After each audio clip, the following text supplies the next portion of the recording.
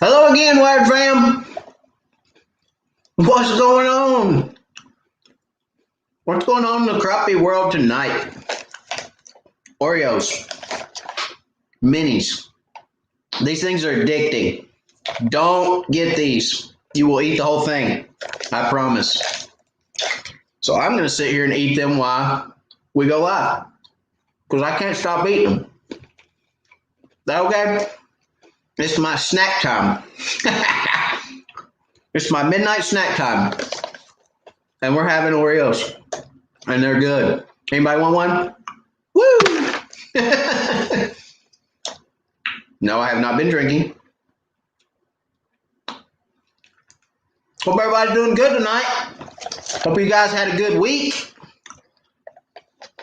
It has been a really good week for Wired. Wired had a good weekend last weekend. If you guys saw the video, we pulled crankbaits last weekend. I love pulling crankbaits, guys. I can't remember. Well, I can remember last time I pulled crankbaits. It was last summer. But it's a true summer pattern. You can pull crankbaits into the fall. Late spring, you can pull crankbaits too, but it's a true summer pattern. And I absolutely love it. I love pulling crankbaits. So if you didn't watch that video that came out Monday, go watch that video. Crankbaits, crappie. Absolutely loved it. Had a blast. We're going to talk a little bit more about it here in a little bit once everybody gets on. But caught a lot of fish. Didn't catch a whole lot of big fish. Caught a lot of, line touchers, I guess I'd call them. But just caught a lot of fish. Had a really good day. Had a lot of fun. So a couple things we're going to talk about tonight. I'm going to let a couple more people get on before we kind of give away the topic. It's kind of a secret topic. I didn't want to put it out there for a whole lot of people to catch on to, and that's not because I don't want people here, but it's for you guys that follow along with Wired every week. Kind of got a little inside look at some stuff. So we're going to talk about that here in just a little bit, and I'll release a little bit more. We got 19 people on right now, 22 people on. I'm going to wait till we get up there around 50, and then I'm going to tell you guys what we're going to talk about. One of the things we're going to talk about. We're not going to talk about it the whole time, but we're going to talk about it a little bit tonight. So real quick, while we got 22 on, down here, well, let's let the discount codes come rolling back across. But the discount codes right down here in the bottom of your screen, guys. Save yourself some money on your crappie gear. Use these discount codes. Crappie Cove, 10% off with a Wired discount. WIRED gets you 10% off. CrappieCove.com.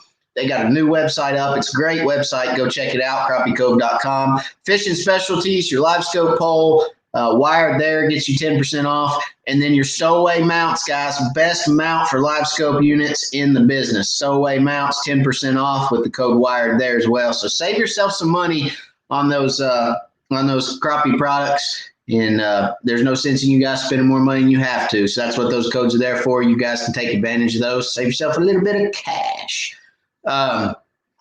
Let's see, who all do we have on tonight? Let's say hello to some people. I'm back to my sweet tea, guys.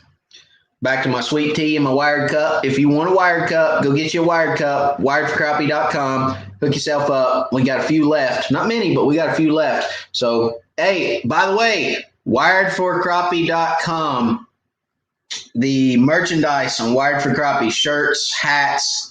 I think we have some hoodies left, beanies. We got toboggans, beanies, whatever you call them. We got cups left. Everything is 10% off right now, guys, for 4th of July. Everything is 10% off at wiredforcrappie.com. So go check it out. Go look at the website, check out the merch, and save yourself a little money there too. You don't have to have any code for that. It's 10% off everything on the website. So go check it out. Let's see, Ashley Coffee, what's going on? Jimmy Pratt, hello, Jimmy. Jimmy, I'll be seeing you probably, I don't know, next week or the week after, somewhere around in there, I guess. We'll talk about the Wired House here in a little bit too. Nathan Wood from Wabash, what's going on? Dave D from Lake Hartwell, South Carolina, what's going on, D?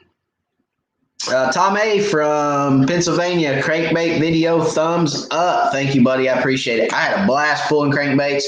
I absolutely love pulling crankbaits. I said that earlier. It's absolutely one of my favorite techniques to pull crankbaits and catch crappie. It's just so much fun. The thought of being able to catch crappie on a crankbait. And everybody knows I used to be a bass fisherman. I bass fished for a period.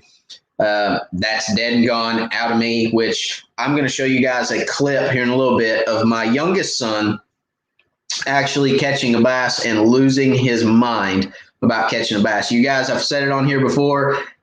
For some reason, he's got in his head that he wants to catch bass. I don't know what it is. It's like young people, and I guess I'm kind of young myself, but it's like young people coming up, all they want to do is bass fish. I was the same way when I was younger. I don't understand it anymore, but hey, that's what he enjoys and wants to do. So he did catch a bass last weekend, and I have that on video, so I'm going to show you guys that here in just a little bit. It's really funny. His expressions and his emotion that he shows is just incredible. So show that here in a little bit, but we are going to say some more hellos real quick. Crappie Kev from West Virginia, what's going on? Johnny Coots from Ringgold, Georgia, what's going on, Johnny? Jamie Nelson, hello. Mike Morrison, what's up? Mike Gillespie, I think I said that right, from Fairplay, South Carolina. What's up? Glad you're with us, buddy. Larry McBride says howdy. Howdy, Larry. David Smith from Crossville, Tennessee. David, I hunt in Crossville. When I deer hunt, I do that in Crossville most of the time. So I know exactly where you're at, buddy. Retired says he missed the last couple of shows with a kitchen remodel. I know all about kitchens, not remodels, but installs. I know all about that. Finally got kitchen cabinets ordered for the Wired House. Let's see, Wired House. Let's talk a little bit about Wired House because I hadn't put a video out there, but there's a reason for that. So have not put a Wired video out for the house, the home edition, in a few weeks. Probably got another week or so before you see another video, and there's reason for that. But Wired House is coming along great. If everything continues to go the way it's going now, if Jimmy shows up, no, seriously, if everything keeps going the way it's going now, probably going to be in the Wired House by 1st of October, probably somewhere right there in that time frame, 1st of October. So that's perfect timing for us. Everything important, I will say, if you guys have been following along what's going on with the Wired fam, everything important is coming in October, end of October, probably middle to end. So if we can get in there 1st of October, that will be great. So we're pushing real hard to get into the Wired House. You guys will see another video here shortly, but right now, we don't have one to put out for several reasons. I have several to put out, but I haven't put them out yet. So anyway, moving on. Wired House is going good. Ken Bulacek, what's going on, Ken? Ken from Clinton, what's going on, my friend? Glad you're here. Jackie Jordan, what's up, Jackie? Hey, Matt, hit the button. Guys, smash that like button. If you would, please smash that like button. That means so much to the channel. It means so much to Wired, and that's how YouTube, takes your video. They look at the likes versus the dislikes, and they say, yeah, good content. Let's share it to other YouTubers. That's how we get spread across the platform. So smash that like button for me, please, while you're here. And guys, if you haven't subscribed to the channel, if you're watching this and you have not subscribed, we are doing I keep saying we. My wife gets on to me all the time. She's like, who's we? You don't have a mouse in your pocket? But it's we. It's the Wired fam. I always say we because it's all of us, not just me. So anyway, we're doing a 10,000 subscriber giveaway. So when we get to 10,000, which I think we were about to hit 8,000. I looked earlier this morning. I'm not exactly positive. We are at 7,986 subscribers. So we're almost clipped the 8,000 mark. That is awesome. First of all, thank y'all. Second of all, third of all, 10,000 subscriber giveaway. When that hits 10,000, which the way we're trending will happen by the end of this year, when we hit 10,000 subscribers, we're going to do a draw for one lucky subscriber We're going to do a weekend fishing trip with me in East Tennessee, 2 different lakes. We're going to do a Saturday and Sunday. Wired is covering everything except for your gas and your food. You have to pay to get here, and you have to pay for your food while you're here. But I will pay for the hotel stay, and I will cover everything on the water that you need, all right? And your fishing license. We'll get your fishing license too. So all you'll have to do is get here and pay for your food. All right. 2 days, 2 different lakes in East Tennessee with me, whole weekend fishing trip for 1 lucky subscriber when we get to 10,000. So if you have not subscribed, smash that subscribe button and hit that little notification bell so you get updated every time I post a video, because you don't want to miss the 10,000 subscriber giveaway. I draw your name and you don't get the notification that I put a video out. So hit that little notification bell. I appreciate you guys for everything y'all do for the channel. Josh, hey everyone, what's up, Josh? Solomon Ott says, hey Matt, what's going on? Jackie Jordan, get dumpster. Yes, I did today. Thank you, Jackie. I appreciate you very much for the help with that. That was a struggle, actually. I mean, nobody had one. So for you to be able to help me out, I was sitting there and I was beating my head against the wall, and I thought, oh, wait a minute, Jackie, where's that email? Where's that email? And I'm going through there and I'm like, well, I know Jackie sent me an email. Where's it at? Finally, I found it. So thank you, Jackie. I appreciate you for that. Todd from Ohio, what's going on? Rusty Prophet says, hello, Mr. Wired. What's going on, Rusty? Rusty and I and Scott Bunch had a little bit of funny commentary over the weekend, I guess it was. I think it was weekend.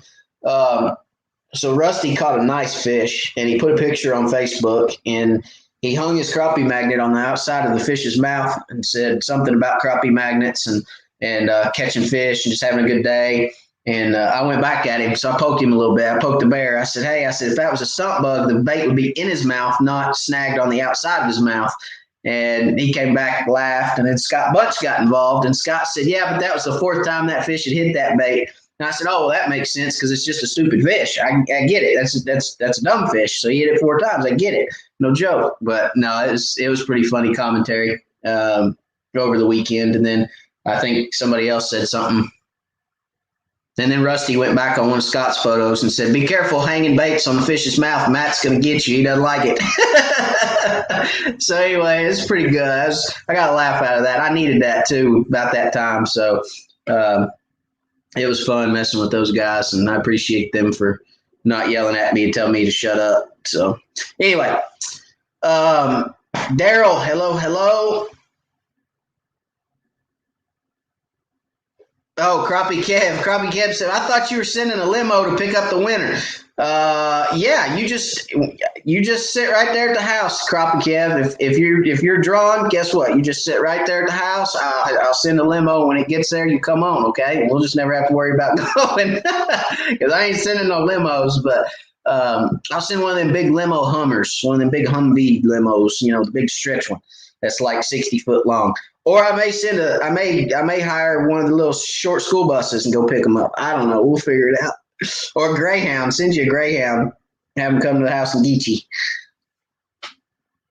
All right, guys. So we got, we got 36 people on right now is what I'm seeing. So let's talk about one of the things we're going to talk about tonight. So one of the things we're going to talk about tonight is live sonar. Live scanning sonar, Livescope, Mega Live, and then the Lowrance live site. We're going to talk about those 3. The reason we're going to talk about those 3, okay, is because I have been blessed to lay eyes on all 3. And I have been blessed to be able to play with all 3, okay? So I told you guys I would not talk about it until I actually got my hands on it. And when I did, I would report. So I did not put it out that I was reporting on this tonight because I wanted you guys to hear it from me first. I wanted you guys to be able to kind of soak some of this up, just the Wired fam. And, whether I put it out there right now or not, I don't know. The thing is, okay, let me say this.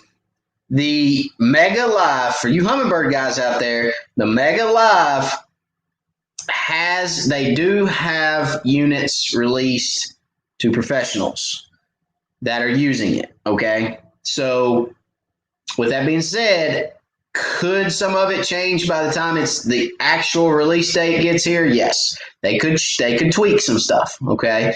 But we're going to talk about the Mega Live, the Garmin Livescope, which I have Livescope, you guys know, and the Lowrance Live Sight. So, if you guys have any questions about that, go ahead and put them in the comments. Let me see what your questions are before I start blabbing, because when I start blabbing, I'm going to miss your comments. So you guys have any questions? Where are my Humminbird guys? I know I've got a lot of Humminbird guys on here that religiously beat me down about talking about Humminbird stuff. So, again, I've been blessed to actually get my hands on it, to actually use it, see it, and I've got some opinions. Okay, so we're going to talk about it a little bit.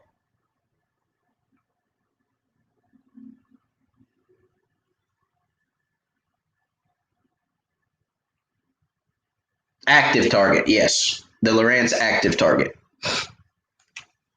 is their version, right? Live sonar.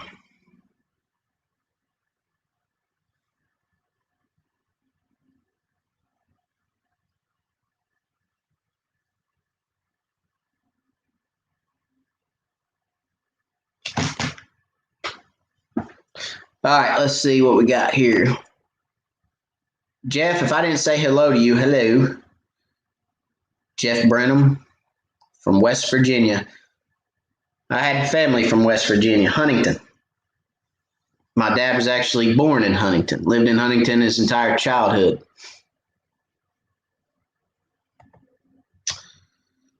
Let's see.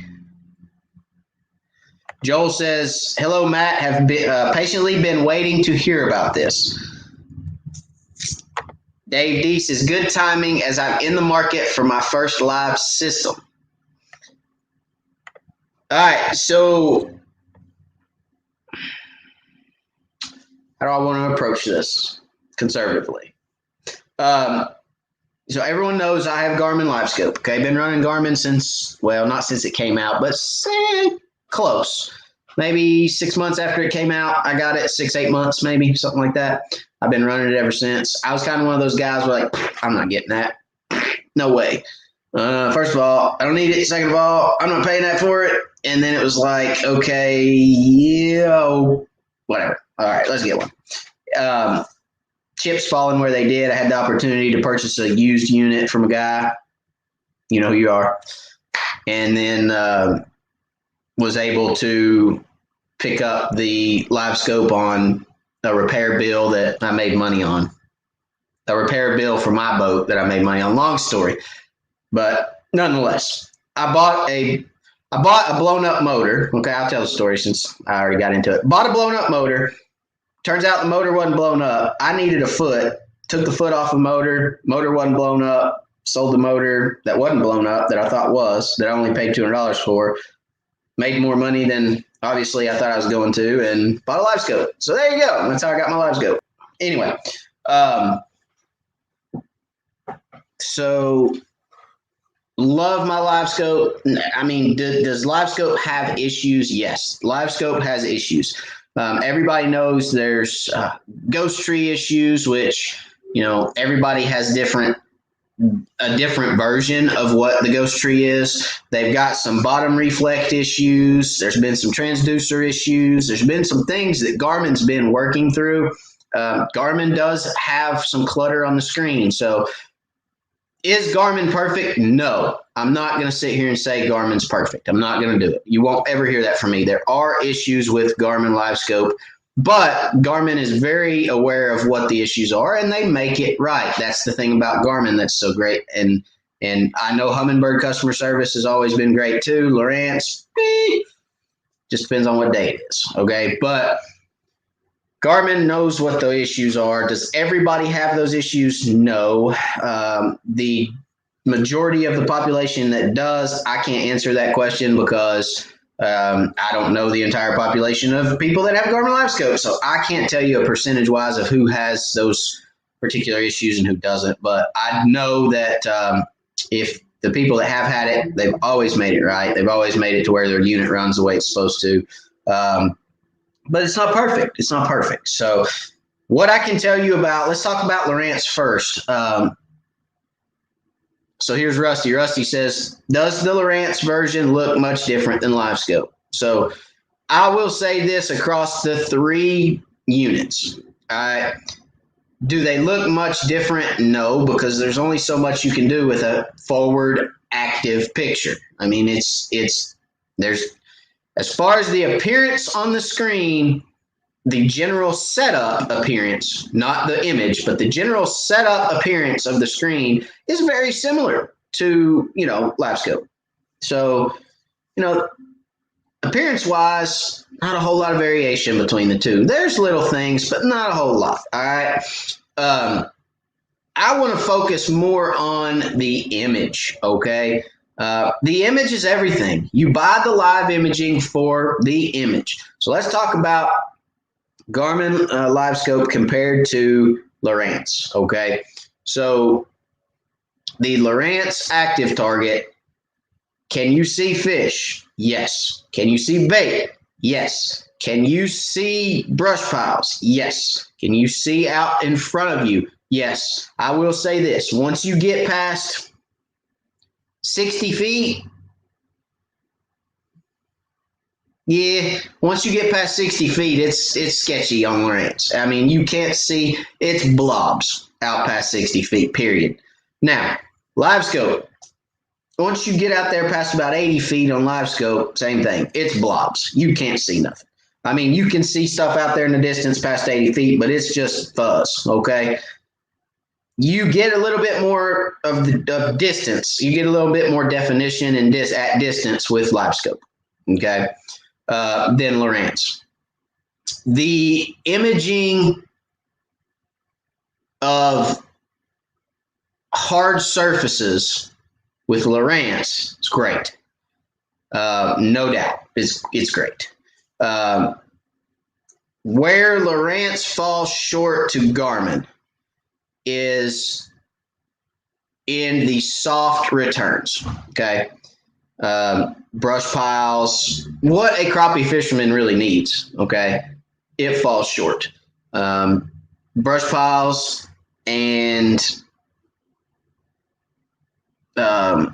stake beds, bamboo, any kind of soft return, you lose definition. So there's times when my Livescope, I can look at a bamboo set and I can tell you if the bamboo still has leaves on it or not.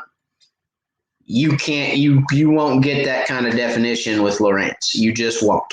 All right. From what they have put out to date, you just won't get it.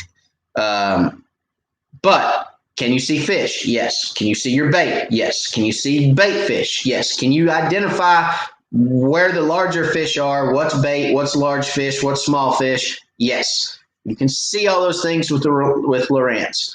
And let's take that a step further into Mega Live. Mega Live, I'm sorry to tell you Humminbird guys this. I'm not downplaying anybody's product. Please don't think I am. I'm not. But Humminbird has fallen extremely short when it comes to brush piles. Extremely short. It is nothing but a ball of mushy fuzz. You can't see nothing in it. You can't see no definition. You can't see nothing. A rock pile looks like a big ball of fluff. It looks like somebody took a big giant cotton ball, put it on the screen and said, there's your brush pile. And it's like, nope. I'm telling you, it is bad. If you are a crappie fisherman and you are going to fish brush, please go with somebody that has that Mega Live before you buy it. That's all I'm saying. Okay? I was curious to what the brush was going to look like before I got the unit in front of me, because when it first started releasing, all the release videos and stuff I saw, you never saw a brush pile in it.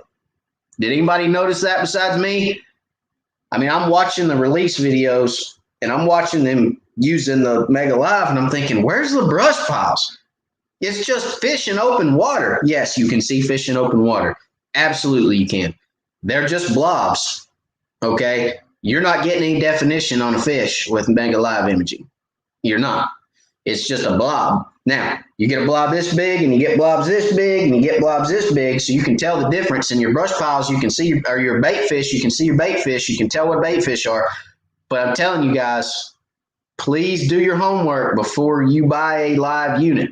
I know there's a lot of guys out there that are waiting on Humminbird to release because they're Humminbird guys. I mean, there's people that just live and breathe Humminbird, and that's great.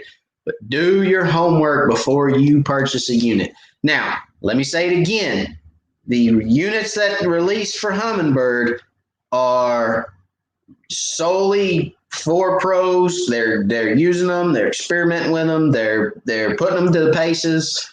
I'm sure somebody come back and said, I fish brush piles. This is not going to work. Okay. I'm sure somebody has. So could they change it? Could they tweak it? Maybe. They might be able to tweak it and get it better. I don't know. But you can move. You can adjust the settings. You can turn the gains up, turn them down, sensitivity, okay, with Humminbird. You can turn all that up and down, and I'm telling you right now, it will not change a brush pile. It is nothing but a cloud of fluff. And that stinks for me, okay? I literally take my Garmin and pick apart brush. Like I watch a jig fall in brush, and I know where I can let the jig drop and where I need to pick the jig up. I mean, I can literally drop it in holes in the brush pile as I'm coming back to my boat. You can't do that with Mega Live. I'm sorry. And I'm not saying that because I run Garmin, and I'm not saying that because I run Lowrance. I'm saying it because I don't want you guys to go out there and jump on the newest train and be disappointed if you're a crappie fisherman. If you're a bass fisherman, you're fishing ledges and open water, and you're fishing, shallow bays, and you're fishing, you're just looking for suspended bass that are sitting out there in open water and chasing bait balls. You're looking for bait balls with fish underneath them, and you're casting, jerk baits or A-rigs or spoons or, whatever it is your flavor of bass fishing is, then Humminbird Mega Live would work for you every day. Okay, every day, because you can see those individual fish, you can see the bait balls, and you can tell which fish are bigger and which fish are smaller. Absolutely can. But brush is where it falls short, guys. I'm telling you. Go back and look at some of those release videos, and you'll see real quick that they don't have any brush piles in them. They're just open water fish. So I thought that was a little strange, and then I realized why when I got it out on the lake. Okay.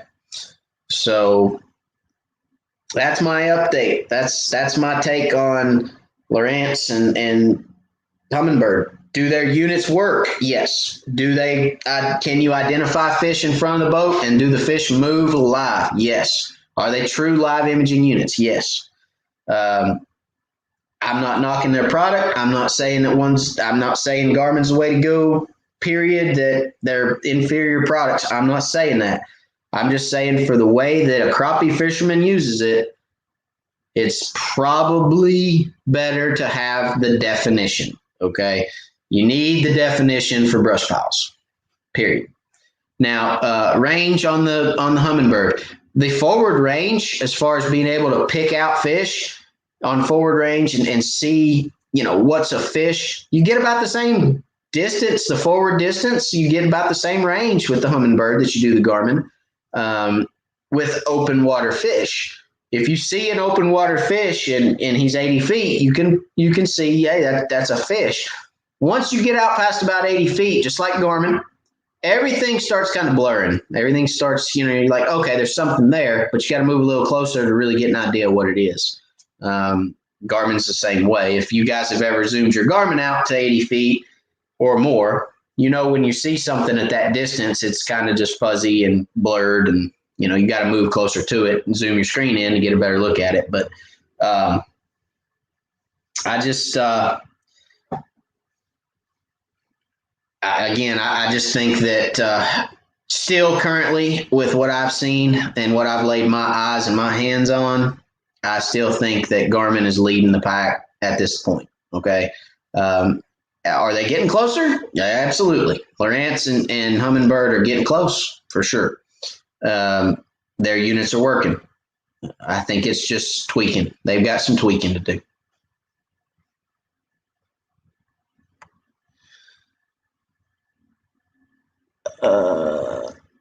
Alan Wetzel says hello from Maryville. Alan, I seen a post from you, buddy, where I think you, well, I don't think, I know, I saw your post. You got your boat in the garage and moved to Maryville. I didn't know you moved to Maryville, but welcome to Maryville, my friend.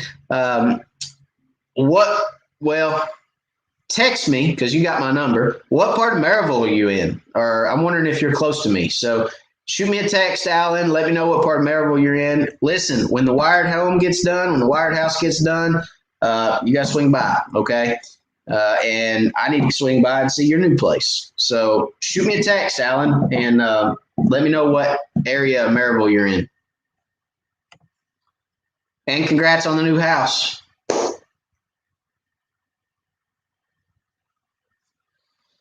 Josh says Mega Live has a long way to go if they want to compete. The images are terrible. I wouldn't say they're terrible. The open water fish in that 5 to 30 foot range, that forward view, that 5 to 30 foot range, which a lot of guys live in, isn't that bad. I mean, the open water stuff where it's just black screen. I will say this about Humminbird. So their screen as a whole is cleaner, right? There's not as much clutter on their screen, but I like the clutter because I feel like I'm getting a true image. Okay. The clutter we're not fishing in bathwater, guys. We're fishing in a real environment. There's silt, there's pollen, there's all kinds of stuff, microorganisms, zooplanktons, all this different stuff in the water. Garmin is so good that you're getting returns off that crap, okay? That's what that clutter is. You're getting the content that's in the water that your physical eye doesn't see. So I like the clutter because I feel like I'm getting a good image. Now, there's some of that can be exaggerated. If you turn your gain up to 100, it's going to bleed it out so bad because it's going to return everything. It's going to return the water itself at that point. But, it's picking up everything in that water column. So I'm not going to say that their unit's horrible. And it is clearer, okay, as far as the background is concerned. The black background on a Humminbird is clearer. So that's nice to be able to see, okay, it's black, boom, orange or blue or green or whatever you use. But I'm not going to say horrible, Josh. I think it's just, or terrible, excuse me. I'm not going to say terrible. I'm just going to say they've still got a little catching up to do. Okay. Tim says Lowrance sold out to Brunswick Corp this week, $1.1 billion. Lowrance has the sorriest customer service. Garmin has best with operators that speak English. So Tim, yeah, I knew about the Brunswick deal. I don't know. We'll see how that goes. All right. Yeah, it's going to be interesting to see how that goes. Hang on just a second. So, what in the world?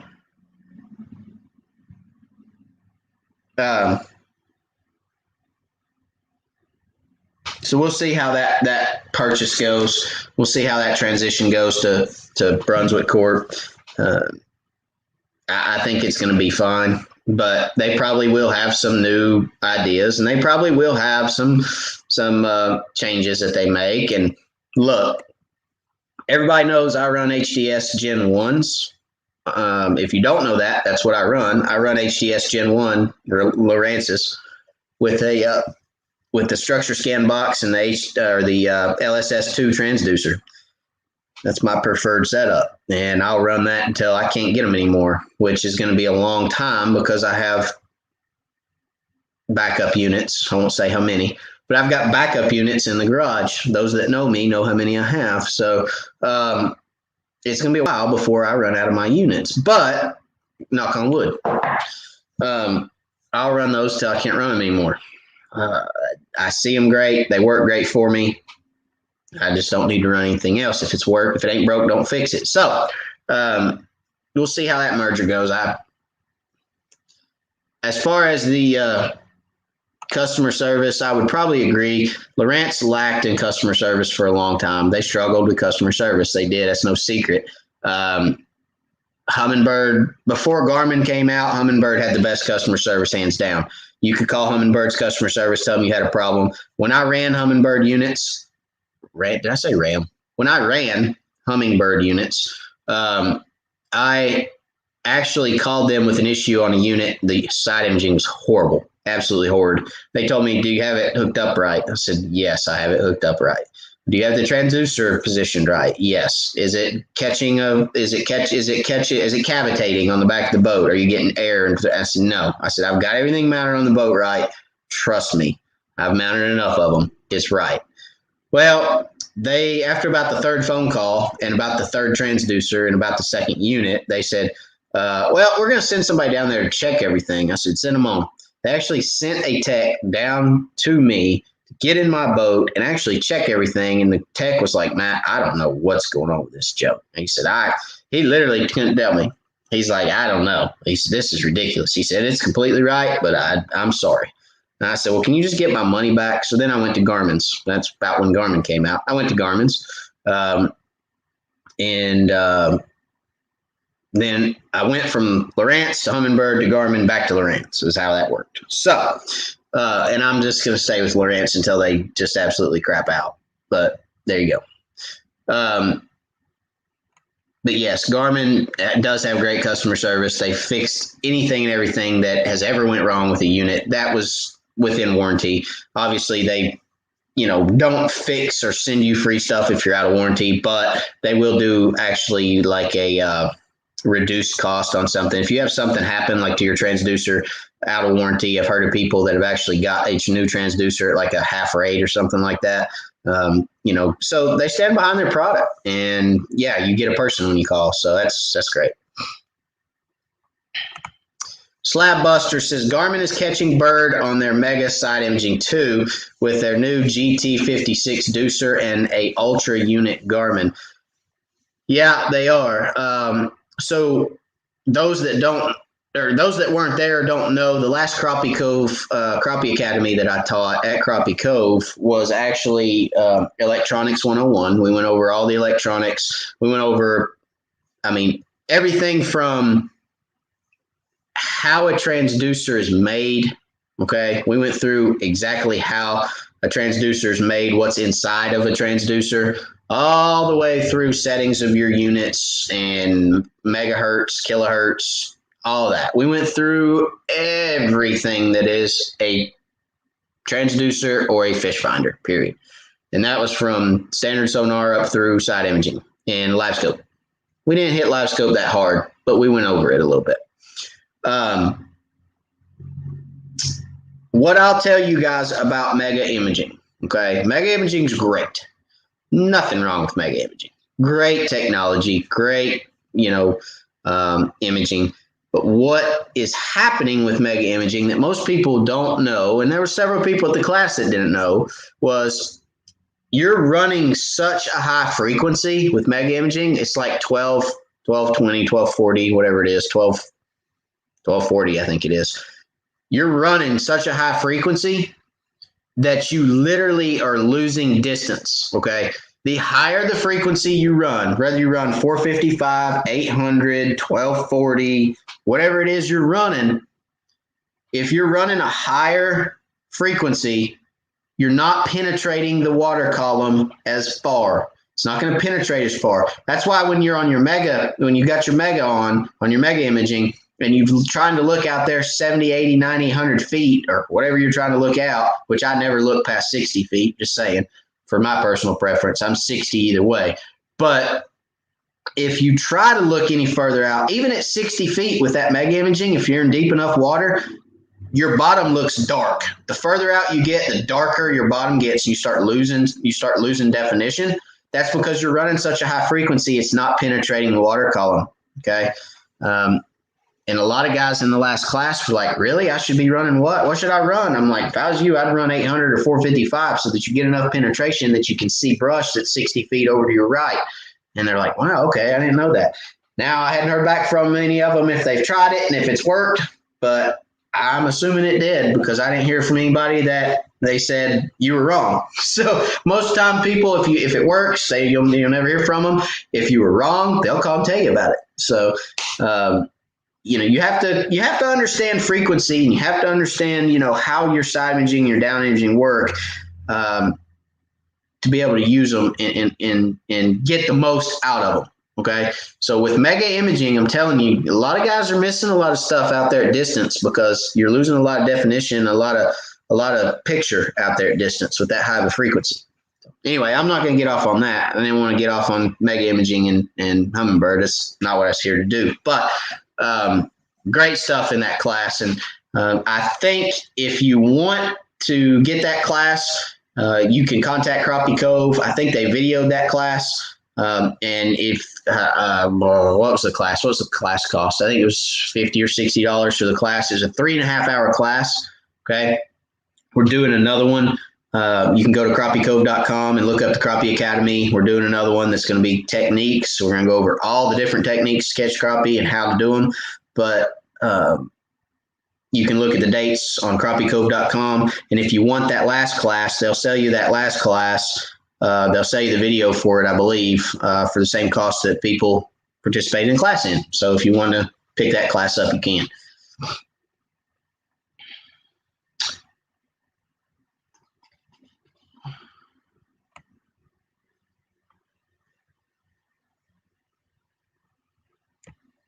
Jamie says, everything I have seen seems mega live is a huge disappointment.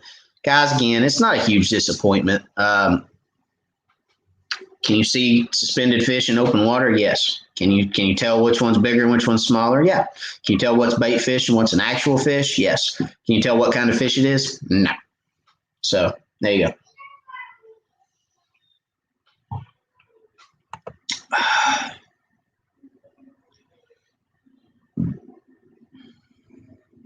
Rusty, here we go. You can see crappie magnets better than boneheads on Garmin Livescope. Ha ha ha. Well, smiley face, laughy face, whatever that is over there.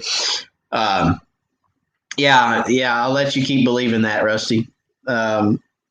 Sure. I'll let you have that win. Ashley says, Rusty profit, especially with a crappie bite on it. Yeah, but see, now I have to say something. Okay, so yes, you may be able to see them better. I don't know. You might be able to. But the fact of the matter is, I see twice as many fish in the boat as you do because I use the bonehead jig. So I actually see twice as many fish in the boat, but you can see your bait better on Livescope. So yeah, that's fine. I mean, that's no problem. I mean, that's cool. If you guys want to just be able to see it on the screen better, I don't care, but I want to see it in a fish's mouth in my boat, and I get to do that twice as much because I use bonehead tackle stump bugs. So there you go. That's all right. Check one for Matt. Oh, boy. All right. Dave D says, one nice thing about Humminbird is it doesn't require separate black box. That's true. That's true, Dave. And let me tell you this, okay? Look, this is the exact same thing that happened with Lowrance. The exact same thing, okay? I could go get my Lowrance box out of the garage. It won't fit in the screen. It's huge, but it's got all my Lowrance stuff in it, all my extra transducers, all my extra black boxes, my structure scan boxes, all my extra units. Yes, units. I have extras. I'm bad. It's got all my power cables. It's got all my Lowrance stuff in there. I could rig 12 boats right now. Okay? Period. I'm just all I'm saying. I could rig 12 boats. But everybody, this is the exact same thing that happened with Lowrance. Everybody said, oh, we hate that box. We hate that box. We hate that structure scan box. We got to run another power cord. We got to run another this, another that. We got to run more. Look, they went away from that structure scan box with Lowrance. And to this day, to this very day, I have people that are running mega imaging units on Humminbird. I have people that are running carbons, Lowrance carbons, Lowrance lives, Lowrance HDS Gen 3s. I have guys that are running, touch screens and this, that, and the other. They get in my boat and they sit down behind me at the steering wheel and they look at me and they say, my gosh, I never get images like that. Why do you get such good images and I don't? And I'm like, hey, see that separate black box underneath my console? The brain is in that box instead of in that unit. I just lost all train of thought. The unit itself is thinking separate of the black box. The black box puts the image together, sends that to the unit. All the unit has to do is put it on the screen. Okay. This is the exact same thing that happened with Lowrance. I'm just saying. Lowrance, people said they didn't like the black box, extra power cord, extra this, extra mount, extra blah. They did away with it, and the images got worse. I'm telling you, the images got worse, guys. I mean, I'm seeing it happen right now with Live and Humminbird. Humminbird said, we'll show them. We'll get rid of that black box. They also got rid of a lot of definition.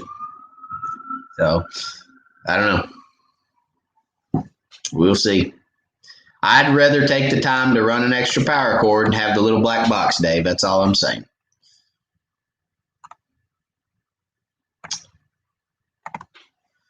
I run 455 most of the time, only run 800 in under 10 feet of water. That's it. That's exactly what I do. No doubt. 455 over 10 feet. Ashley said, oh, Matt bringing that fire. I got y'all on that one. That was a pretty good one. So,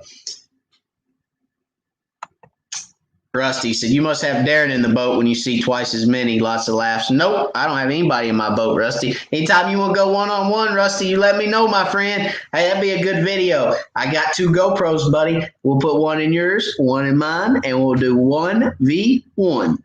And we'll go. I'm ready. You ready to go? I'm ready to go. I'm ready to rock and roll. Let's go. Crappie magnet versus stunt bug. I think that'd be good. Hey, y'all tell Rusty what y'all want to see. Come on. Come on with it. Let's do this. I'm ready. That's a good idea, Rusty. I like it. Then Ashley's next. I get Ashley too.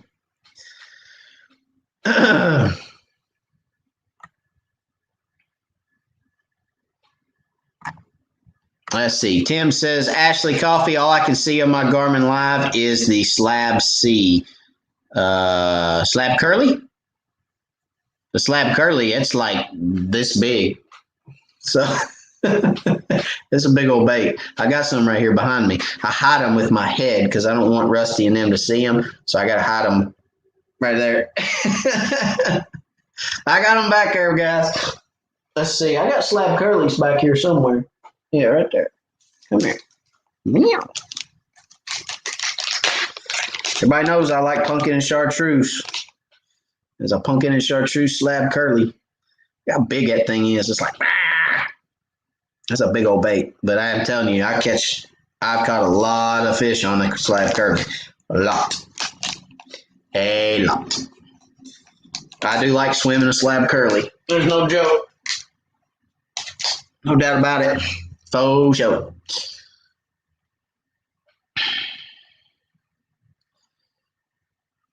Let's see. Joel, I tried the Mod Dew on the stump bug and could see it.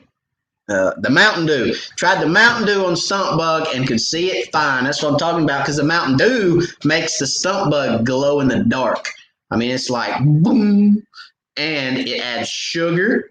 So you got a sweet treat. I mean, look, who doesn't like, okay? Who doesn't like a little bit something a little bit sweet after dinner? You know what I'm saying? I mean, you gotta have your little snack time. You know, you put a little Mountain Dew on it. And I'm telling you, a little Mountain Dew, a little sugar, a little caffeine, a little glow. We can catch them all day. All day. And if you haven't seen that video, go watch it, because if you throw some Mountain Dew, some copper tone sunblock on your hair jig, then you'll wear them out. The big ones like this. I mean, I'm telling you, you go, that ain't no fish story. It's on video. You can't lie. Can't lie on video. It's right there. Real time, baby. You gotta go watch that video if you haven't seen it. Copper tone sunblock in a hair jig, wear them out. Dipped in a little Mountain Dew. Every day. Slabbuster says, I had the structure scan box on an HDS 8. Didn't bother me because I knew I had some power in that sucker. Lots of laughs. There it is. I'm still trying to remember that word that I completely forgot.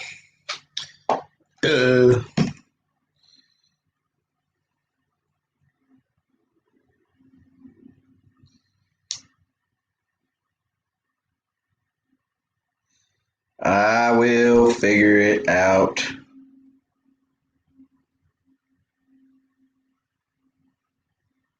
In a minute. I promise. It'll hit me in a minute and I'll just yell it out and it'll be like, oh, there it was. I should go look at my PowerPoint from the last class. It's all over it. Anyway. All right, Ashley, all I could see on my Livescope was the slab bite falling off the hook. Go, Tim. It's your birthday. It's your birthday. Go, Tim. It's your birthday. That's what I'm talking about right there, Tim. You get them, boy. That's right. I'm gonna start dancing in this mug here just a second. I'm gonna break it down. I'm gonna do a little jig, maybe do a little twerk. Y'all be falling all over the place, knocking stuff over. It'll be bad here in a minute. Tim, that's my boy.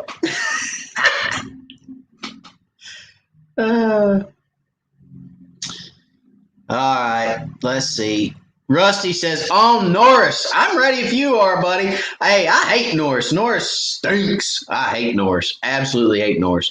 But I've caught fish out of Norris. I'm just saying. I've caught fish out of Norris before. I'm ready to go. I mean, if you want to go to Norris, we'll go to Norris. Let's go Melton Hill. I mean, or let's go somewhere crazy. Let's go like Dale Holler or something. Let's go somewhere weird. Somewhere neither one of us has been. Let's do that. And then we'll just see what the crap happens. I don't know. I ain't never been over there. Let's see. You got Dale Holla. You got what else is over there in Middle Tennessee? It's a couple hours away. There's something else over there. Dale Holla, and what other lake is there over there? It's good. I don't remember. Anyway, somebody from Middle Tennessee will tell me in a minute. Jamie Nelson says 1v1 challenge. 1v1 challenge. Woo woo. Slab Buster, yes, magnet versus stump bug. I'm liking it. I'm liking this idea. This has got me pumped up. Can you guys tell? I'm getting giddy over here. I'm like ready to roll. I'm ready to roll. Like I'm getting ready to call into work. Okay, I'm gonna be like, hey, I ain't coming. I got important business. I got family issues. I got something going on. It's not a lie. I got wired fam issues. Y'all are family. We're family. I got family issues. I got to take the day. I need a personal day. I got to take the day. I mean, I'm ready to go now. Like, can we put lights out and do it under the lights? I'm good for that. Like, can we do it tonight? I'm good. Let's roll. My stuff's ready. I plugged the boat in today. I mean, I'm ready to rock. Funny story on the way home from the lake. It absolutely monsooned on me. I hate my boat getting wet. I don't know why. It just bothers me. Because it takes forever to dry out. Ranger did a great job in 96 with the carpet they put in those boats, and it's thick as crap, and it takes forever to dry that boat out. I mean, it's forever. I mean, I got fans in it blowing and everything else. I got the compartments opened up so they drain, not because they got wet, but so that the lids drain down. I mean, it's a mess, but I got soaked. I mean, I run through a thunderstorm. It deluged in that boat. Anyway, moving on. All right. Jimmy Pratt said you have to go to Melton Hill against Rusty. Well, I'll go to Melton Hill. I'm ready to roll. I mean, it's going to be a short tournament, but I mean, it'd be all right. I just need an hour. I need one spot. I need an hour. That's it. And I'm ready to go because that's the only place I can catch fish on Melton Hill. No, I'm just kidding. But, hey, I'll do Melton Hill. I don't care.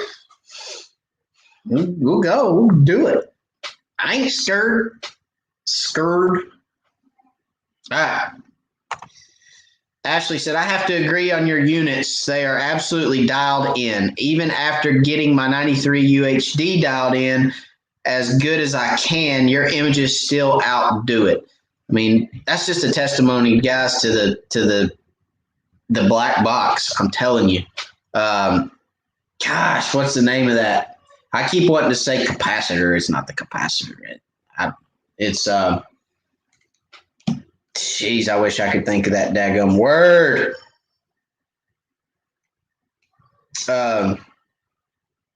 It's on the tip of my tongue. I can't spit it out.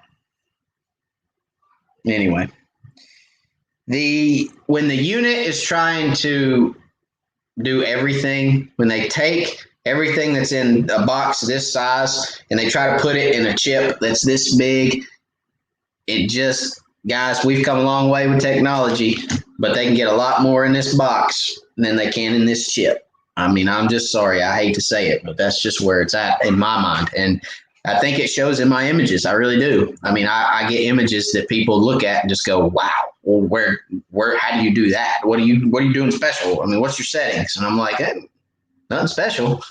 It's really not. It's the unit itself. Rusty said, I can do Melton Hill. Like I said, I'm ready to go. Retired says, I just installed the fishing specialties pole. Should my transducer still be tilted up in the front for forward mode? So your transducer should be level. Okay. If this is the top of your transducer, it should be sitting pretty much level. All right, on the bottom of the pole. So if you mounted it to the bottom of the pole, your transducer should be pretty much sitting level, and that's your forward mode.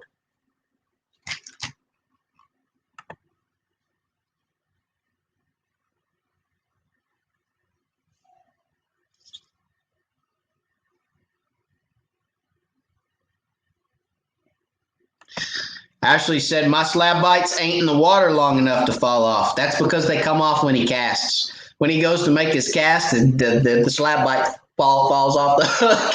It's like a minnow. When your kid goes to cast a minnow and it lands back there in the lake.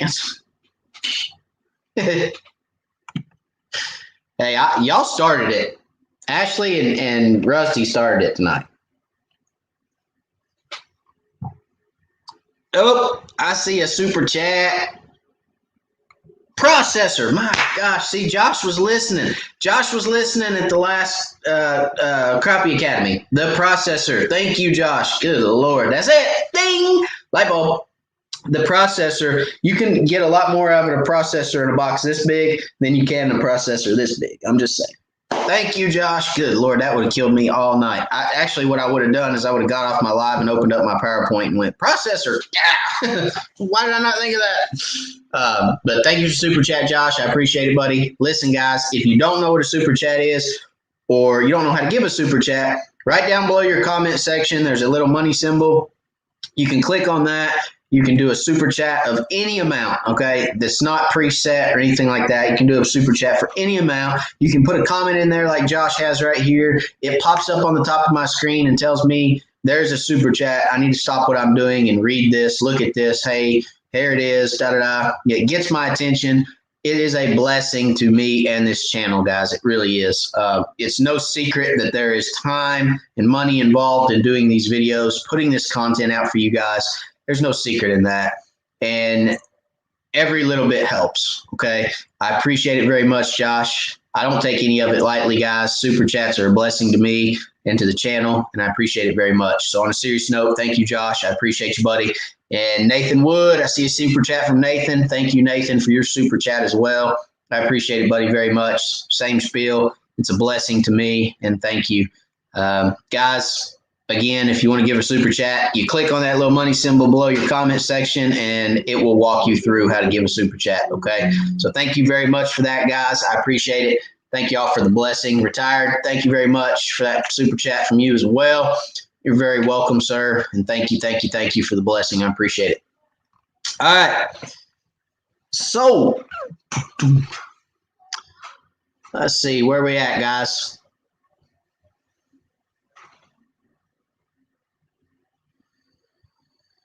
Slab Buster. Look at Slab Buster trying to compete. Look right here. Truth is, y'all, Bobby Garland's outfished both of them, but you will catch less for changing out the baits. Oops, did I say that out loud? Lots of laughs. Look, I fished with Bobby Garland's for years before I went to a bonehead stump bug or slim stick. Bonehead has a bait that looks just like a Bobby Garland, okay? I know I talk about stump bugs all the time. That's just my favorite. I love it. That's because I came from a crappie magnet. I came from a crappie magnet to a stump bug, guys. I use crappie magnets religiously. I fished crappie magnets for years, okay? Love them. Absolutely love them. That's where my pumpkin and chartreuse fetish comes from, all right? That pumpkin and chartreuse crappie magnet right there, all right? That one, pumpkin pie. See, I even memorized the name of it. I know crappie magnets, all right? Pumpkin pie. I love a crappie magnet. Fished them for years, but I can catch 10 more fish on that stump bug before I have to change it than I can this crappie magnet. It's just the density of the bait. I love them. I love the color combinations that Bonehead has. They have some color combos that crappie magnet doesn't have. Crappie magnet has some that Bonehead does not have.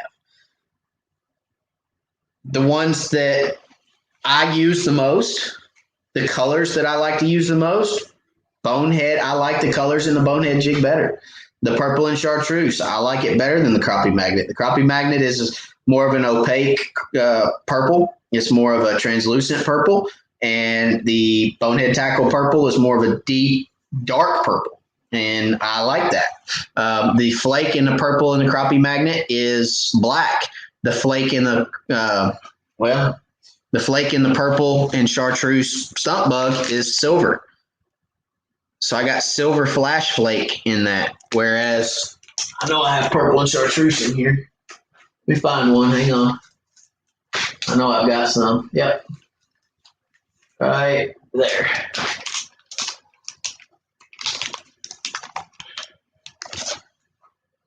Okay. So there's purple and chartreuse in the, there's a little bit of blue flake in there, but there's purple and chartreuse in the crappie magnet, okay? Again, there's purple and chartreuse in the stump bug. You know, a lot of silver flake in that, darker, deeper purple. It's just, it's personal preference, guys. It really is. You know, so for me to sit there and say, don't ever use a crappie magnet, I'm never going to tell you that. Those guys give me crap about crappie magnets all the time, but I used them for years.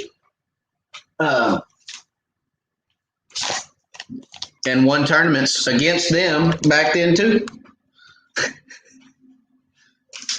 Some, not a lot, but some. Win some, you lose some. But yeah, I you know, it's just all personal preference. And I, like I said, I use Bobby Garland's too. The only pet peeve of mine with the Bobby Garland, again, they have great colors, great bait, but they just tear too easy. I just got to the point where I was tired of it. And this was back in the day when I was shooting a lot of docks. This was pre-Livescope, and docks were, you know, the thing to do, right?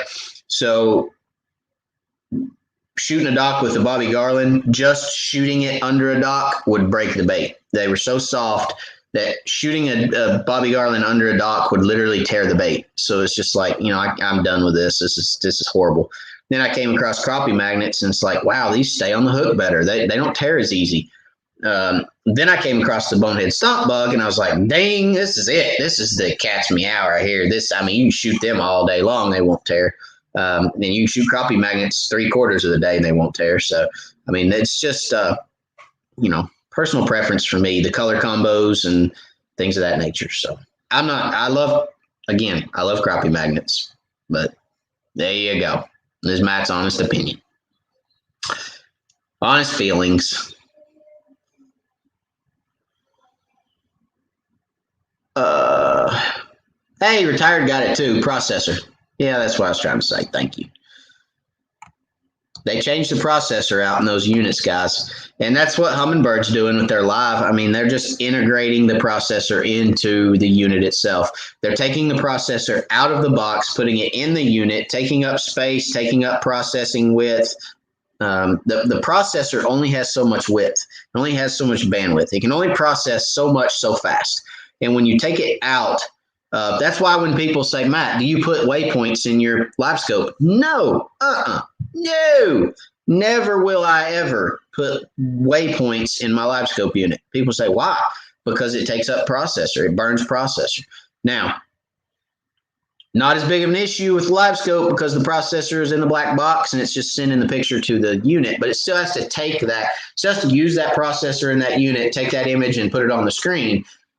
I don't want to do anything that's going to take away from the processor in my unit. Nothing. So I do not put waypoints or anything in my unit. I don't update the map. I don't use the map. I don't do tracks. I don't do anything in that unit that could take up any of my processor. Okay. Any capacity in my processor. Percy Priest, yep, that's a good one over there. Center Hill's a good one too. Weiss, one or the other, however you want to say it. Depends on where you're from. I've got yelled at about that. Out of state challenge. I would probably do something like, I don't want to go to a lake that I've been to, but they hadn't. That's not fair. So we're either going to go to a lake that we've both been to, or we're going to go to a lake that neither one of us has been to, or none of us has been to. Something like that. And we may do a 1v1v1, or I may make it real interesting and do a 1v2. That'd be cool. That'd be neat. Just saying. You guys are both crappie magnet guys. Maybe you should go in the same boat and we'll see. I don't know. I'm just saying. Maybe we need officials for this. Maybe we need to put officials in the boat and do it MLF style. That'd be kind of cool. I don't know. We'll figure it out. But I'll talk to you guys about it. We'll figure something out because I think it'd be fun. I think it'd be cool. I think Ashley and me and Rusty, we can get together and do something. We got enough GoPros to go around. We can cut footage and put footage in and go fish for, I don't know, go fish for 4 hours, bring your 3 or 4 biggest fish back and see who wins that joker. I think it'd be fun. What do you guys think? I think it'd be nice. North end of Kentucky Lake. That's a long drive for us, Jamie. That's a ways. That's a haul right there, my friend. Have you ever fished Tim's Ford? I haven't. I have not fished Tim's Ford. I've heard there's a great lake over there, but I haven't fished it. So real quick, while we're on, I got 50 on right now. I want to show you guys this video of my son. This video of my son is hilarious. Just 1 second. Let me get it pulled up, and then I'll flip you guys over to it. This video of him catching this fish is hilarious. So I got to show it to you. And before I show this to you, my wife has already chewed me out, okay? He does not have a life jacket on in this video, but we're in the back of a creek. We're in the back of a cove. I always stand right beside him. I'm always right there. I'm very attentive to him. Yes, bad things happen to good people. They also happen with life jackets on. So I get it. My wife done chewed me out about it. I don't hear it, but we're good. All's good, okay? So I just want to say that before I put this out there because, yes, when it's hot outside and it's 90 degrees and we're stopped, stationary, anchor locks on, there's no waves, no boats, no nothing, I do give him a break from his life jacket. He always has it on if the boat's in motion. Always, 100% of the time. But technically, in Tennessee, if they're over 3, and you're anchored, they can have it off on the deck of the boat. That's law in Tennessee, okay? So I don't want anybody jumping down my throat. I'm assuming electronic anchor is considered anchor as well. So there we go. That's my reasoning behind it. All right. That's Matt's logic. Matt's paraphrasing. My wife just came to the door shaking her head because she heard me say that she chewed me out. Well, she did. She did. So anyway, I'm going to show you guys this video because it's hilarious. You guys see it. All right, hang on. Let's make sure I do this right to where you guys can hear.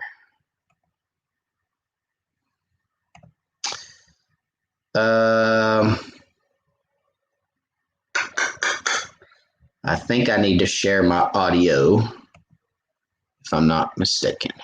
All right.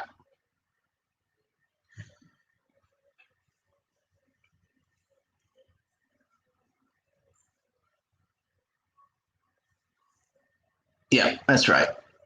Okay. I'm going to show you guys this. Hope you guys can see it. Oh. Fast, fast. Wait, don't. Reel him in. Not that much. Not that much. I have to. No, you don't. Yeah. Back up. Pick him up. I can't believe. Pick him up. I just caught a bass. I can't believe I just caught a bass.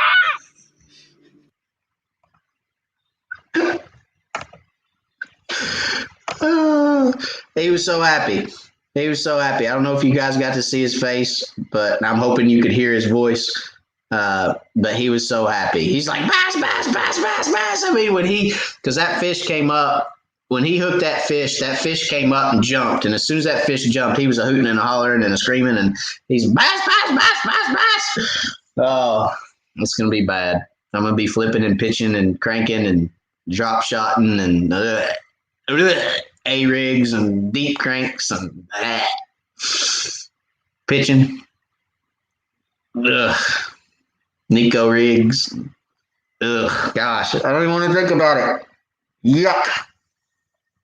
All right. So anyway, that was my funny video of him for the week. But he's a hoot. He's a mess. Let's see. What else are you guys saying? Larry Black says, just got caught in a bad rainstorm on the water with my daughter. It was raining so hard we were taking on water faster than the bilge pump could pump it out. Got worried for a while. Yeah, so I actually fished a tournament, Larry. It's funny you say that because I fished a tournament. This has been probably 6 years ago, maybe 7 years ago. I fished a tournament down on Chick. It was a charity event for the no, it wasn't Forgotten Child. It was Crappie for Canines. Crappie for Canines. It was a charity event for an organization that raises the trained dogs that help disabled people. Like they go to the fridge and get them a drink and open doors and lead them around. I mean, literally dogs that bring quality of life back to people with disabilities. So great cause. We actually hosted the tournament. I actually organized the tournament through East Tennessee Crappie Club the year after that. They called and asked for us to help organize it and put it on, and we did. It was a great event the next year as well. But the first year that I fished it, it rained literally from the time I woke up and left the house. It monsooned from the time I left the house, and there's probably some people on here that fished it with me. From the time I left the house that morning at 4 o'clock to drive to Chick until 5 minutes before the weigh-in, it rained buckets. And I'm not talking about just drizzled. I'm talking buckets. It burned my bilge pump up about halfway through the day. It burned my bilge pump up. I mean, completely gone. Burned it up. It flooded my boat, water coming out of the floor drain 4 or 5 times. I think it was 5 times before lunch. Water coming out of the floor drain, like pond in the bottom of the boat, literal pond. It was incredible how much it rained. So I know how you feel being out there and just being stranded. There was a guy that was fishing the same creek as me that had a portable bilge pump in his boat. And every time my boat filled up, I'd drive over to him and I'd be like, hey, let me have that pump. He'd throw the pump to me and I'd drain the boat out, go back fishing some more. I mean, it was miserable, absolutely miserable. There was a point where it rained so hard and lightning so bad that we sat underneath the dock and just talked to one another for like an hour. Just sat underneath the dock and just talked. And it's like, hey, okay, yeah, this is fun. Bilging our boats because our boats filled up before we could get over there to get under a dock. But it was just ridiculous. It rained so much. It was ridiculous. I'll never forget that. It was absolutely ridiculous.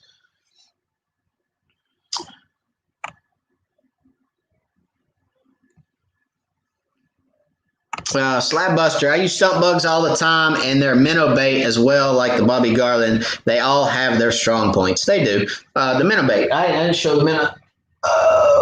Let me get one. So this is a moon dust minnow. This is the 2 3/4. No, 2 1/4. This is 2 1/4. They've got a 3-inch bait, but this one's 2 1/4. And their minnow bait, very, very similar to a Bobby Garland. Try to hold it still here. I'm literally two-handing this with my elbow on the table, trying to hold it still for you guys. A lot of tail action. Okay, a lot of action in that tail. Very, very limber. Very, very soft tail. But the body itself is just great. It really is. So you got a lot of body and a very limber tail. I'm getting a flashing. I hope I didn't go out on you guys. I got a Wi-Fi notification. Anyway, very firm body, very dense body so that it doesn't tear.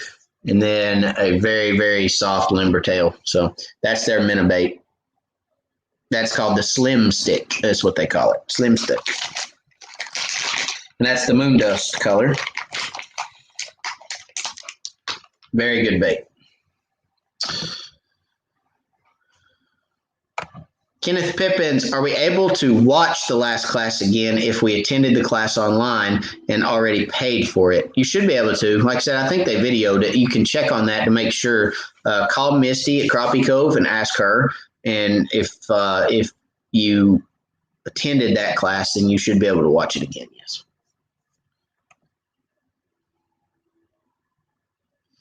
Dale, first time watcher. What's going on, Dale? Thank you for being here, buddy. First of all, I'm glad you're here. Welcome to the Wired Family, Wired Live. If you have any questions or anything, Dale, I love to answer them. So put them in the comments and I'll answer them for you, buddy.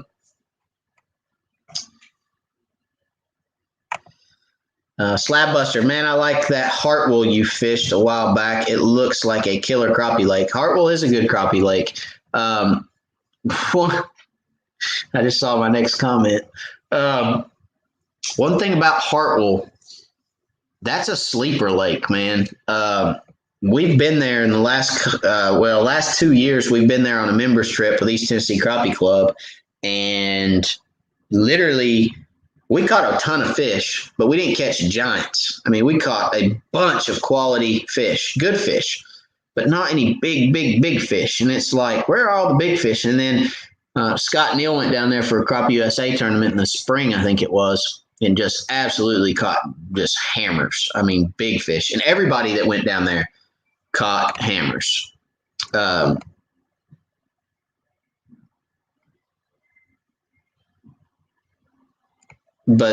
Yeah, so that's a sleeper lake for sure. There's some big fish in Hartwell. They just don't show up in the fall like they do in some other lakes, I don't think. Rusty Prophet said, Scott can be my official. That's cheating. That's cheating at its highest form right there. Ain't no doubt about that. That's home field advantage, my friend. We ain't doing that one. And he ain't going to be mine either because he'd be marking opposite for me. He'd be like, what was that? A 2.2? Yeah, 1.2. Okay, I got it. No. We'll get somebody official, but Scott ain't going to be it. No offense, Scott. No, I don't think Scott would ever do anything like that. But seriously, that's home field advantage, Rusty. I don't know. All right.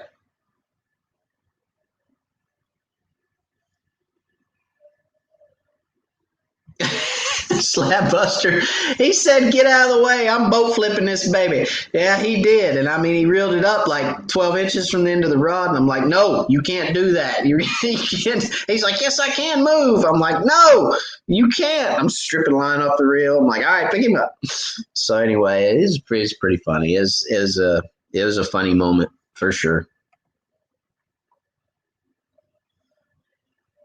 Slab Buster said, "Way I feel about bass fishing too. Did it for years too. Then I grew up. I think grower up. Then I grew up. Yeah."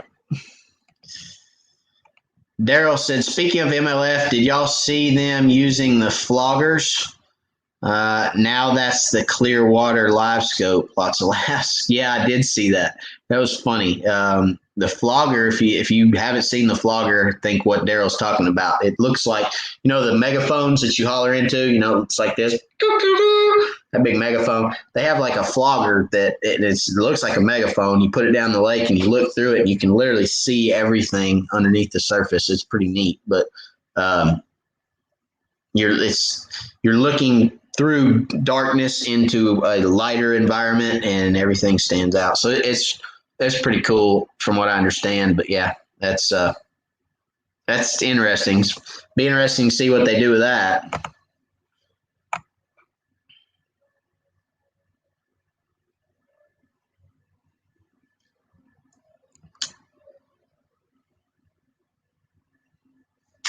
Mike has a good question here. Matt, do you ever fish bridge pylons? If so, what is your approach? So I have fished bridge pylons, and I will if there's fish on them. But typically, my experience with bridges, they're rather on or they're dead. There is no in between. You're either catching fish or they are absolutely dead. There's several places down at Chick where you can find hundreds and hundreds and hundreds of fish on a bridge pylon and never get one to bite. So I don't typically target bridge pilings. If I drive by one and I see fish again, I'll always stop and try to catch one, but I don't target them necessarily. So my approach to those bridge pilings would be the same approach that I have for a brush pile. I'm going to sit back off that bridge piling and I'm going to cast to it. And I'm going to work that bridge piling on all four sides, even the small sides. Okay. I'm going to work that bridge piling on all four sides from about 25 feet, casting to those fish, slow, steady retrieve. Then if I don't get bit that way, I will ease closer and closer and closer to those fish, trying to get a presentation that they want. So think angles, okay? When you're crappie fishing, think angles. So you want to have that bait coming in an angle that looks natural to that fish. And if it's coming straight across the water column like this, some days that's how they want it. Some days they want it where it's on a rise this way. Some days they want it where it's coming straight up. They want it moving a certain direction for some reason. Some days it's just different days, different fish, different moods, temperaments, and all that of the fish. So I always start 25 or 30 feet away and ease my way closer to those fish, trying to get those fish to bite. When they start biting, that's where I stop. If I get 10 feet from them and a pitch is what they want, and they want that 45-degree rise out of that bait, that's what I'm going to give them. Okay. If I get right over top of them, they're 20 foot deep and I'm vertical jigging and they want it sitting dead still, I'll hold it dead still. If they want it dropped below them, I've seen it a bunch of times, guys, where if I drop below a fish and then reel that bait up real slow right in front of him, wham, he'll whack it because it's almost like it just surprises him. Crappie's eyes are on the top of their head. Everybody knows crappie feet up until Livescope. Now you've seen they will go down. But for the most part, they're sitting there orientated 45 degrees up. When that bait comes up and they catch it, it's like it surprises them and they'll run out and hit it. So I've seen it that way. It just depends on what they want.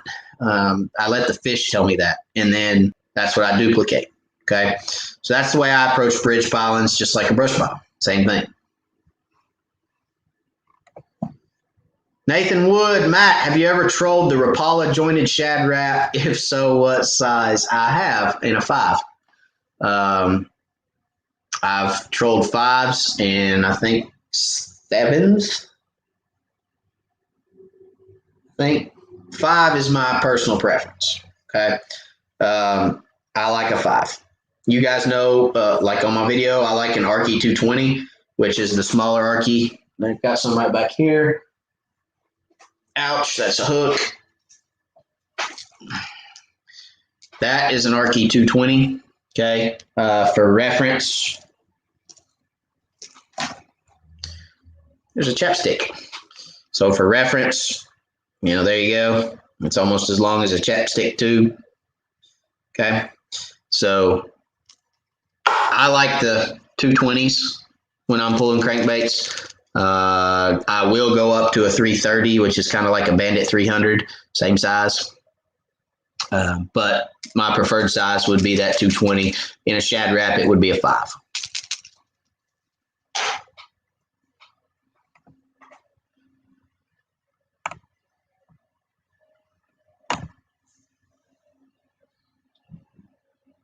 Way it is on Neely, the bridges are really good or nothing. So yeah, I mean that's my experience with bridges, and a lot of times current dictates your bridge bite. A lot of times you gotta have current going the right direction, okay, for your bridge bite to be good. So I don't play the current table that much, that close. Unless it's tournament day. If it's tournament day, I'm playing the current. I'm looking at it religiously the day before, and I want to know what time everything's turning on and off. But if I'm just going fishing, I don't pay that close of attention to currents and times and generators and all that good stuff. I go fish, and if there's not active fish somewhere, I'll go find active fish. That's the way I fish. But go locate active fish.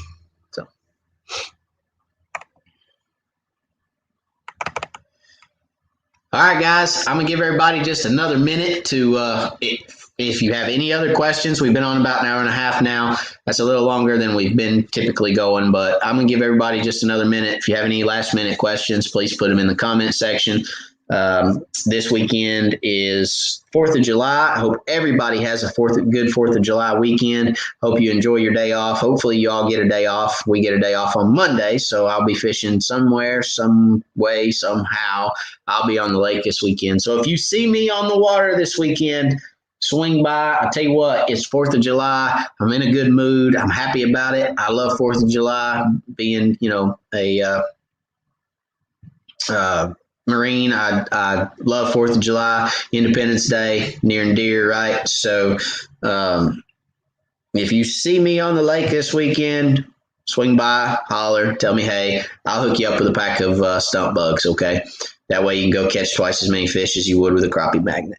And but I'll hook you guys up. So if you see me on the water, I will be out there at some point this weekend. Say hey. I love talking to you guys on the water. I've actually had people that are like, hey, man, I saw you last weekend, but I didn't want to say anything. I'm like, why not? Come over and say, hey, I'll shoot the bull with you. I don't care. It don't matter. I didn't want to mess you up. You ain't going to mess me up. Hey, come on. Let's go. I love talking to you guys. So if anytime y'all see me on the water, stop by, say hey. That's what we do this for, right? That's what we're here for, is to help and to get to know people. And I'm a people person. So I like talking to people. As you guys know, I can talk forever. So, but I hope everybody has a good 4th of July. I really do. And we will see you guys next week. I'm looking to see if I have any more comments before we sign off. But that's it, guys. That's it for this week. I don't see any other comments. I appreciate you guys for watching. I appreciate y'all joining. We'll be here next week, same time, same place. And then watch out for the video coming out this weekend. It's going to be a good one. Think we're going to do something different. I told everybody last week I've got a new slip float, okay?